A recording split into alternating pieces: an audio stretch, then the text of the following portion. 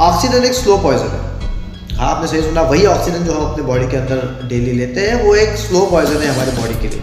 कैसे एक्सप्लेन करता हूँ। बेसिकली मान लीजिए मैंने एक लोहे का रॉड ओपन एनवायरनमेंट में रख दिया, तो कुछ टाइम के बाद आप देखोगे तो उसमें जंग लग जाएगा।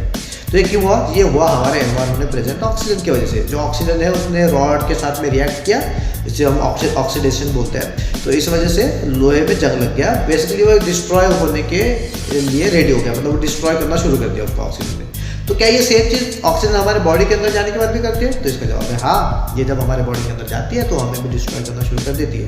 अब किस तरह से करती है इसके बारे में जानते हैं। तो हेलो दोस्तों, कैसे आप सब? होप जैसे लोगों से बढ़िया होंगे यार। तो मैं वीडियो लेके आया सर। आज की इस वीडियो में अपन जानेंगे कि ऑक्सीजन हमारे लिए स्लो पॉइजन का काम कैसे करती है। बेसिकली क्या है ना, हमारे एनवायरनमेंट में है 21% ऑक्सीजन।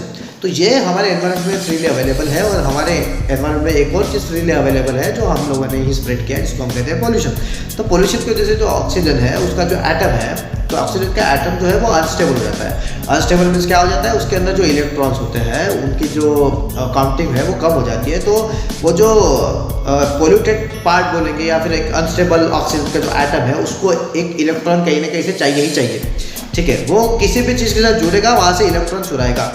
तो इस तरह के ऑक्सीजन जब हम अपने बॉडी के अंदर इनहेल कर देते हैं तो जो अच्छी ऑक्सीजन होती है वो तो हीमोग्लोबिन के साथ मिक्स होकर हमारे बॉडी में स्प्रेड हो जाती है। लेकिन जो ऑक्सीजन पोल्यूटेड है, जिसे हम अनस्टेबल एटम कहते हैं, वो हमारी बॉडी में जाके कन्वर्ट हो जाती है फ्री रेडिकल्स में। तो ये फ्री रेडिकल्स क्या करते हैं? हमारे सेल्स में से इलेक्ट्रॉन चुराते हैं। हमारे सेल्स में से इलेक्ट्रॉन चुराते हैं, डीएनए को डैमेज करते हैं। इससे हमें कैंसर होने के चांसेस बहुत ज़्यादा होते हैं। तो ये चीज़ बॉडी कैसे टैकल करती है, बॉडी इससे कैसे लड़ती है? तो वो हमारे बॉडी के अंदर प्रोड्यूस करती है एंटीऑक्सीडेंट्स। तो जो एंटीऑक्सीडेंट्स होते हैं वो फाइट करते हैं इनके साथ। फाइट किस तरह से करते हैं? फ्री रेडिकल्स के साथ। बेसिकली वो फ्री रेडिकल्स को जो इलेक्ट्रॉन चाहिए वो प्रोवाइड कर देते हैं, वो दे देते हैं।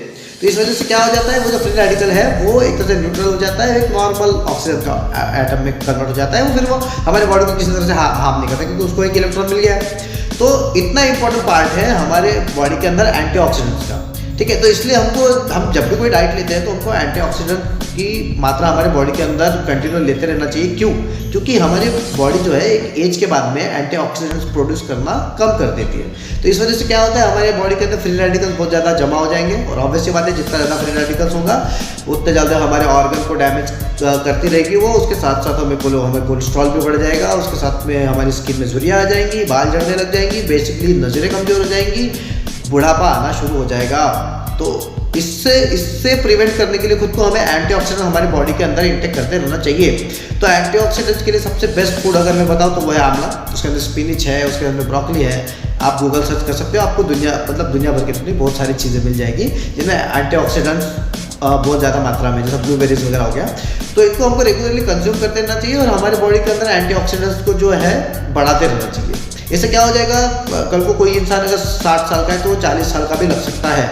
मतलब इतने हद तक हम इसको जो है कंट्रोल कर सकते हैं। तो यही सब था यार। तो अगर आपको वीडियो अच्छा लगा है और कुछ नया सीखने मिला है तो वीडियो को लाइक कर देना यार, और सब्सक्राइब करो यार। सब्सक्राइब की ज़रूरत है। अगर सब्सक्राइब ही नहीं करोगे तो मोटिवेशन कहाँ से मिलेगी? मोटिवेशन वीडियो बनाने की चाहिए यार। तो इसके लिए सब्सक्राइब करो, सपोर्ट दिखाओ यार। उसके बाद में सब्सक्राइब तो करना ही करना है। उसके बाद में अगर किसी को किसी भी टॉपिक पे अगर वीडियो चाहिए, कुछ इन्फॉर्मेशन चाहिए तो कमेंट कर दो यार, मैं उस टॉपिक पे वीडियो बना दूंगा। बाकी तो मिलते हैं नेक्स्ट वीडियो में। एंजॉय।